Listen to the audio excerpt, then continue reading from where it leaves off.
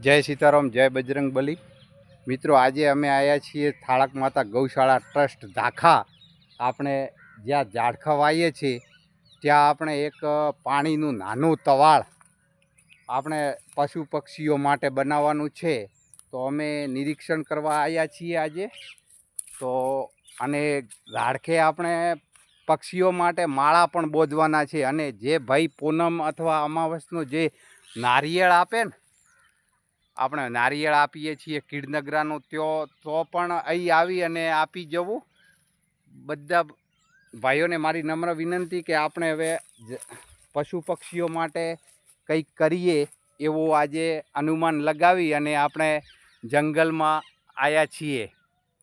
તો ધન્યવાદ મિત્રો। અને કીડનગરો પણ જે ભાઈ બહેનો જે આપતા હોય, બહેનોને મારી ખાસ નમ્ર વિનંતી કે જે પૂનમનું તમારે જો કીડનગરો આપવું હોય તો અહીં કીડીઓ પણ ખૂબ છે।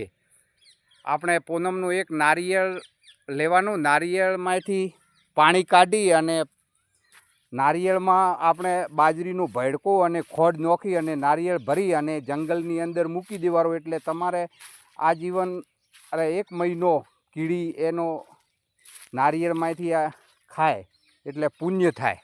તો હવે અમે મિત્રો આ જંગલમાં દાડખે માળા પણ બોધવા હોય તો પણ કોઈ ભાઈને બોધવા હોય તો પૂનમનો કે મારે બીજા માટે ઘર બનાવવું છે તો 1-2 માળા બોધીને જવું પક્ષીઓ માટે। હવે તવાળને પાણીની આપણે વ્યવસ્થા કરવાની છે તો અમે 2-4 દિવસમાં પાણીની કંઈક વ્યવસ્થા કરીએ।